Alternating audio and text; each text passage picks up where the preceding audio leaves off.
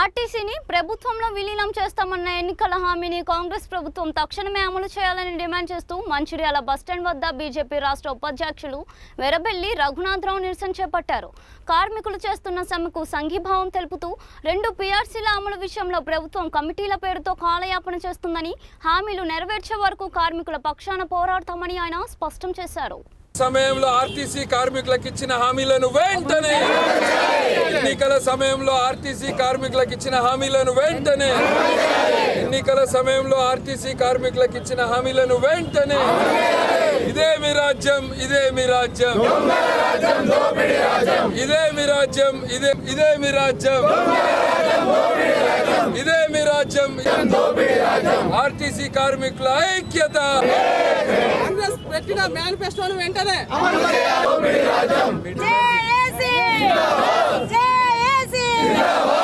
ప్రభుత్వం ఉండి వైఖరి, ప్రభుత్వం ఉండి వైఖరి, ప్రభుత్వం ఉండి వైఖరి.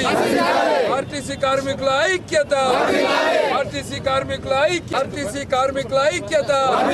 ప్రభుత్వం ఉండి వైఖరి, ప్రభుత్వం ఉండి వైఖరి, ప్రభుత్వం ఉండి వైఖరి.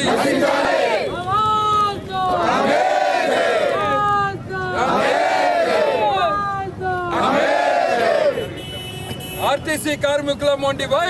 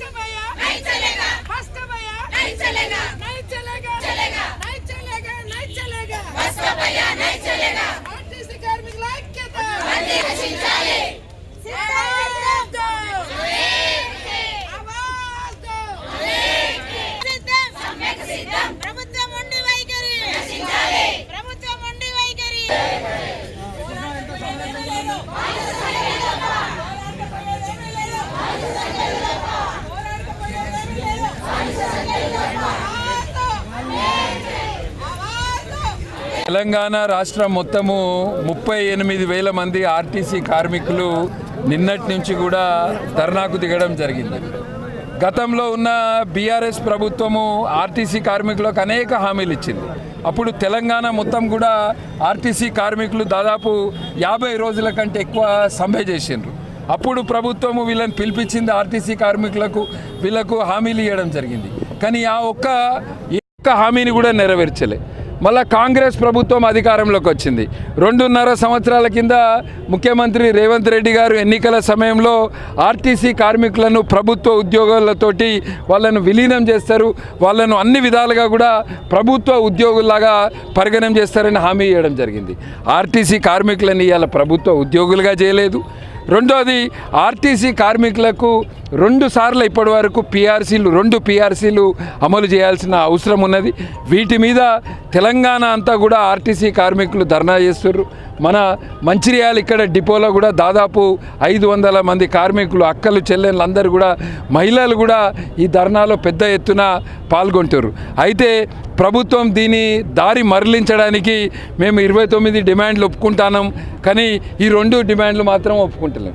వీళ్ళు అడిగే ప్రధానమైన డిమాండు ఆర్టీసీ కార్మికులను ప్రభుత్వ ఉద్యోగులుగా చేయాలి. ఈ డిమాండు అమలు చేసే అంతవరకు కూడా భారతీయ జనతా పార్టీ ఆర్టీసీ కార్మికులకు మద్దతు తెలుపుతుంది.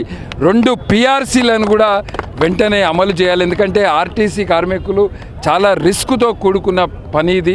ప్రమాదాలు అవుతుంటాయి, వాళ్ళ ఆరోగ్యం ఖరాబ్ అవుతుంటుంది, డ్రైవర్ల ముఖాలు అరిగిపోతాయి, కండక్టర్లు నిల్చొని వాళ్ళ ముఖాలు కూడా అరిగిపోతాయి. ఇటువంటి రిస్క్ తోటి కూడుకున్న పని ఆర్టీసీ కార్మికులు చేస్తారు కనుక ఆర్టీసీ కార్మికులు అడిగే డిమాండ్లను వెంటనే నెరవేర్చాలని మేము భారతీయ జనతా పార్టీ తరఫున డిమాండ్ చేస్తున్నాం.